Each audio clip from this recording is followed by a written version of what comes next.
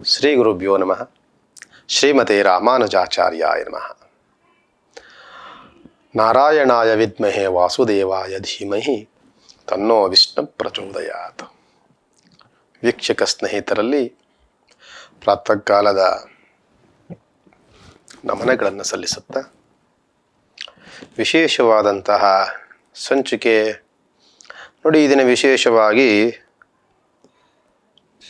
ಬುಧವಾರ ಇರುವಂತಹ ಶುಭ ದಿನ. ನಾವು ಅಂದ್ಕೊಳ್ತೇವೆ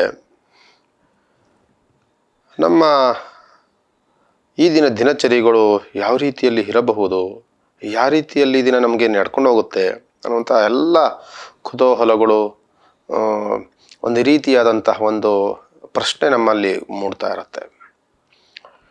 ನೋಡಿ, ಈ ದಿನ ತೆಗೆದುಕೊಂಡಾಗ 15ನೇ ತಾರೀಕು ಬುಧವಾರ ಅಷ್ಟಮಿ, ಆಶ್ಲೇಷ ನಕ್ಷತ್ರ ಇರುವಂತಹ ದಿನ. ಈ ಆಶ್ಲೇಷ ಅಂಡ್ ಅಷ್ಟಮಿ ಎರಡನ್ನೂ ಸಹಿತ ಅಷ್ಟು ಶುಭವನ್ನು ತಂದು ಕೊಡುವಂಥದ್ದಲ್ಲ.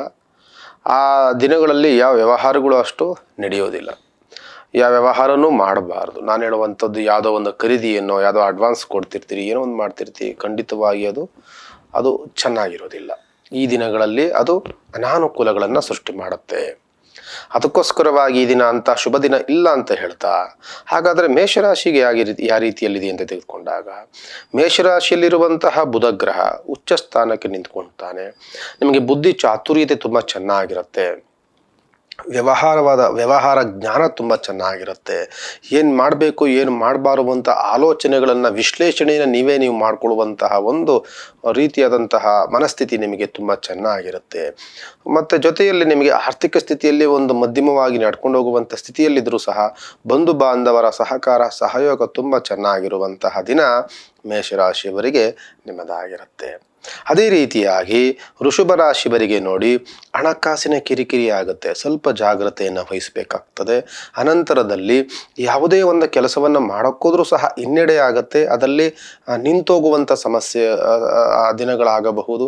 ಜೊತೆಯಲ್ಲಿ ಯಾವ ಪ್ರಯತ್ನಗಳು ಸಹ ಸಫಲತೆಯನ್ನು ಕಾಣದಲ್ಲೇ ಇರುವಂತಹ ದಿನವಾಗುವಂತಹ ದಿನ ವೃಷಭ ರಾಶಿಯವರಿಗಿರುತ್ತೆ. ಯಾಕೆಂದರೆ ಗುರು ಮತ್ತು ಶುಕ್ರ ಇಬ್ಬರು ಎರಡು ಮನೇಲಿ ಸೇರಿಕೊಂಡಾಗ ಶತ್ರುಗಳ ಕಾಟ ಜಾಸ್ತಿ ಆದಾಗ ಅಲ್ಲಿ ಗೊಂದಲಗಳು ಮತ್ತು ಇಲ್ಲ ಸಲ್ಲದ ಅಪನಿಂದನೆಗಳು ಬರುವಂತಹ ಸಾಧ್ಯತೆಗಳಿರುತ್ತೆ. ಆದ್ದರಿಂದ ಸ್ವಲ್ಪ ಜಾಗ್ರತೆ, ಎಚ್ಚರಿಕೆಯನ್ನು ಸಹ ವಹಿಸಬೇಕಾಗ್ತದೆ. ಯಾಕೆ ಅಂತಂದರೆ, ನೀವೆಲ್ಲೋ ಕೆಲಸ ಮಾಡೋಕ್ಕೆ ಹೋಗಿರ್ತೀರಿ, ಆ ಕೆಲಸ ಮಾಡುವಂತಹ ಜಾಗದಲ್ಲಿ ನೀವು ಅತಿಯಾದಂತಹ ಸ್ನೇಹಿತರು ಅಂತ ಅಂದ್ಕೊಂಡಿರ್ತೀರಿ. ಆ ಸ್ನೇಹಿತರಿಂದಲೇ ನಿಮಗೆ ಕಿರುಕುಳವೋ ಇಲ್ಲೋ ಗೊಂದಲಗಳೋ, ಇಲ್ಲ ಸಲ್ಲದ ಚಾಡಿಗಳನ್ನು ಹೇಳಿ ಗಲಾಟೆಗಳನ್ನು, ಮನಸ್ತಾಪಗಳನ್ನು ಆಗುವಂಥ ಸನ್ನಿವೇಶಗಳಿರುತ್ತೆ. ವೃಷಭ ರಾಶಿಯವರು ಸ್ವಲ್ಪ ಜಾಗ್ರತೆಯನ್ನು ವಹಿಸಬೇಕಾಗ್ತದೆ. ನಂತರದಲ್ಲಿ ಮಿಥುನ ರಾಶಿ ತೆಗೆದುಕೊಳ್ಳೋಕೆ ಹೋದರೆ, ಮಿಥುನ ರಾಶಿಯವರಿಗೆ ನೋಡಿ, ಗುರುಬಲವೂ ಇಲ್ಲ, ಜೊತೆಯಲ್ಲಿ ಶುಕ್ರನು 12ನೇ ಮನೆಯಲ್ಲೇ ಶುಕ್ರ ಬಂದಾಗ ಹಣಕಾಸಿನ ದುಂದು ವೆಚ್ಚಗಳು, ಹಣಕಾಸಿನ ಕೊರತೆ, ಬರಬೇಕಾಗಿರುವಂಥ ಹಣಗಳು ಬರುವುದಿಲ್ಲ. ಜೊತೆಯಲ್ಲಿ ನಿಮಗೆ ಯಾವುದೇ ಕೆಲಸಗಳನ್ನು ಮಾಡೋಕ್ಕೋದ್ರೂ ಸ್ವಲ್ಪ ಕೆಲಸಗಳು ಸಹ ತೊಂದರೆಗಳು, ತಾಪತ್ರೆಗಳನ್ನು ಸೃಷ್ಟಿಯನ್ನು ಮಾಡುತ್ತೆ. ನೀವು ಯಾರು ಅತಿಯಾದಂತಹ ನನಗೆ ಒಬ್ಬ ಅನುಕೂಲವನ್ನು ಮಾಡಿಕೊಡ್ತಾನೆ, ಸಹಯೋಗವನ್ನು ಮಾಡ್ತಾನೆ ಅಂತ ನೀವು ಅಂದ್ಕೊಂಡಿರ್ತೀರಿ, ಅವನಿಂದ ನಿಮಗೆ ಮೋಸವಾಗುವಂಥ ಸನ್ನಿವೇಶಗಳಿರುತ್ತೆ. ಮಿಥುನ ರಾಶಿಯವರಿಗೆ ಸ್ವಲ್ಪ ಜಾಗ್ರತೆಯನ್ನು ವಹಿಸಬೇಕಾಗ್ತದೆ. ಅನಂತರದಲ್ಲಿ ಕರ್ಕಾಟಕ ರಾಶಿಯವರೆಗೆ ನೋಡಿ, ಅಷ್ಟಮದಲ್ಲಿ ಶನಿ ಇದ್ದರೆ, ಸ್ವಲ್ಪ ಅಷ್ಟಮದಲ್ಲಿ ಶನಿ ಇರೋದರಿಂದ ಸ್ವಲ್ಪ ಕೋಪದ ವಾತಾವರಣ, ಸ್ವಲ್ಪ ನೀವು ಇರುತ್ತೆ. ಆದರೆ ಎಲ್ಲ ವ್ಯವಹಾರಗಳು ತುಂಬ ಪ್ರಶಸ್ತಿಗೆ ಬಂದಿದೆ. ನಿಮಗೆ ಎಲ್ಲ ಏನು ವ್ಯವಹಾರ ಮಾಡೋಕ್ಕೋದ್ರೂ ತುಂಬ ಅನುಕೂಲವಾಗುತ್ತೆ, ಮನಸ್ಸು ಬಹಳ ಆಹ್ಲಾದಕರವಾಗಿರುತ್ತೆ, ಸಂಭ್ರಮದಲ್ಲಿರುತ್ತೆ, ಸಂತಸವನ್ನು ಪಡುತ್ತೆ. ನೀವು ನಿಮ್ಮ ಪ್ರಯತ್ನ ಪಟ್ಟಂಥ ಎಲ್ಲ ಕೆಲಸ ಕಾರ್ಯಗಳು ಸುಸೂತ್ರವಾಗಿ ನಡ್ಕೊಂಡು ಹೋಗುವಂಥ ಅನುಗ್ರಹವನ್ನು ನಿಮಗೆ ಕರ್ಕಾಟಕ ರಾಶಿಯವರು ನೋಡಬಹುದು. ಕರ್ಕಾಟಕ ರಾಶಿಯವರು ಯಾವುದೇ ಸಂದರ್ಭದಲ್ಲೂ ಸಹ ನೀವು ಶನಿಯ ಆರಾಧನೆಯನ್ನಂತೂ ಬಿಡಬಾರ್ದು. ಅದನ್ನು ಮಾಡಿಕೊಂಡ್ರೆ ತುಂಬ ಚೆನ್ನಾಗಿರುತ್ತೆ. ಸಿಂಹರಾಶಿಯವರಿಗೆ ಏನಾಗುತ್ತೆ ಅಂತ ಅಂದರೆ, ಸ್ವಲ್ಪ ಶನಿಯ ದೃಷ್ಟಿ ನೇರವಾಗಿ ಸಿಂಹರಾಶಿ ಮೇಲೆ ಬೀಳುತ್ತೆ. ಅದನ್ನು ಬಿಟ್ಟರೆ ಬೇರೆ ಅಂಥ ಸಮಸ್ಯೆಗಳೇನು ಬರೋದಿಲ್ಲ.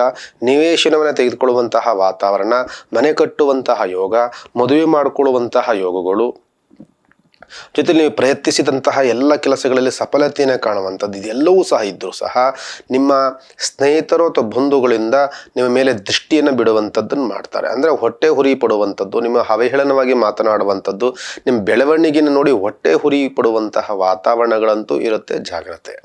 ಕನ್ಯಾ ರಾಶಿಯವರಿಗೆ ವ್ಯವಹಾರ ಪ್ರಗತಿ ಬರುತ್ತೆ, ಶುಭ ಕಾರ್ಯಗಳು ತುಂಬ ಚೆನ್ನಾಗಾಗುತ್ತೆ. ಹೈನುಗಾರಿಕೆ, ರೈತಾಪಿ ವರ್ಗ ಜನಗಳಿಗೆ ತುಂಬ ಅನುಕೂಲಗಳನ್ನು ಮಾಡಿಕೊಡುತ್ತೆ. ವ್ಯಾಪಾರ ಉದ್ಯೋಗಿಗಳು ಉದ್ಯೋಗಿಗಳಿಗೆ ಮಾತ್ರ ದೊಡ್ಡ ಮಟ್ಟದ ಲಾಭ ತಂದು ಕೊಡುವಂತಹ ವಾತಾವರಣ ಕನ್ಯಾ ರಾಶಿಯವರಿಗಿರುತ್ತೆ.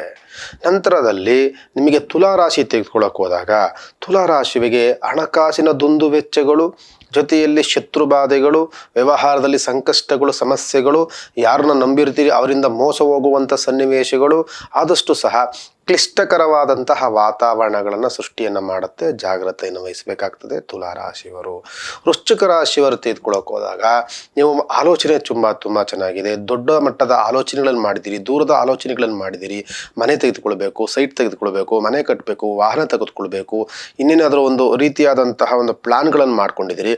ಅದೆಲ್ಲವೂ ಕೈಗೂಡುವಂಥ ಸನ್ನಿವೇಶಗಳು ಬಹಳ ಹತ್ತಿರದಲ್ಲಿದೆ.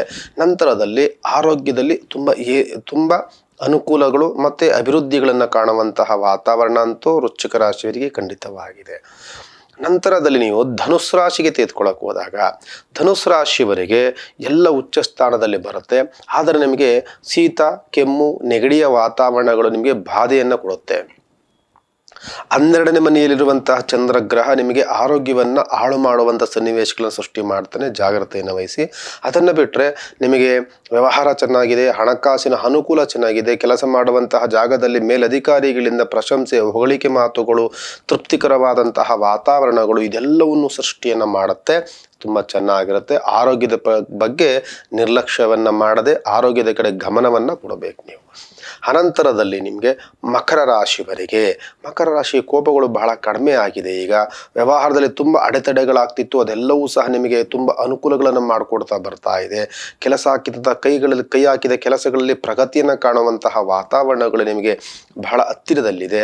ಮತ್ತು ತುಂಬ ಒಂದು ರೀತಿಯಾದಂತಹ ನಷ್ಟವೆಲ್ಲವೂ ಲಾಭಕ್ಕೆ ತಿರುಗುವಂತಹ ವಾತಾವರಣ ಅಂತೂ ಸೃಷ್ಟಿಯಾಗಿದೆ. ನಿಮಗೆ ತುಂಬ ಅನುಕೂಲಕರವಾದಂತಹ ದಿನಗಳಂತೂ ಕಾಯ್ತಾ ಇರುತ್ತೆ. ನಂತರದಲ್ಲಿ ಕುಂಭರಾಶಿಗೆ ತೆಗೆದುಕೊಳ್ಳೋಕೆ ಹೋದಾಗ ಸ್ವಲ್ಪ ಕೋಪದ ವಾತಾವರಣ, ಏನೇ ಮಾಡೋಕೆ ಹೋದ್ರೂ ಹಿನ್ನಡೆ ಆಗುವಂಥದ್ದು, ಕೆಲಸದಲ್ಲಿ ಸ್ವಲ್ಪ ಅಡೆತಡೆಗಳಾಗುವಂಥದ್ದು, ಯಾರನ್ನ ನಂಬಿರ್ತೀವಿ ಅವರಿಂದ ನಮಗೆ ಸಹಯೋಗ ಸಿಗದೇ ಇಲ್ಲದೆ ಇರುವಂಥದ್ದು, ಮತ್ತು ಯಾಕೋ ಬೇಸರದ ವಾತಾವರಣ, ಅಹಿತಕರವಾದಂತಹ ವಾತಾವರಣ, ನಾವು ಯಾರು ನಂಬಬೇಕು ಯಾರು ನಂಬಾರ್ದು, ಯಾರನ್ನ ಸಹಕಾರ ಕೇಳಬೇಕು ಅನ್ನುವಂತಹ ಗೊಂದಲಮಯವಾದಂತಹ ವಾತಾವರಣ ಸೃಷ್ಟಿಯನ್ನು ಮಾಡುತ್ತೆ. ಯಾಕೆಂದರೆ ನಮಗಿರುವ ಜನ್ಮದಲ್ಲಿ ಶನಿ ಇದ್ದಾನೆ, ಶನಿಯೂ ಸಹ ನಡೀತಾ ಇದೆ.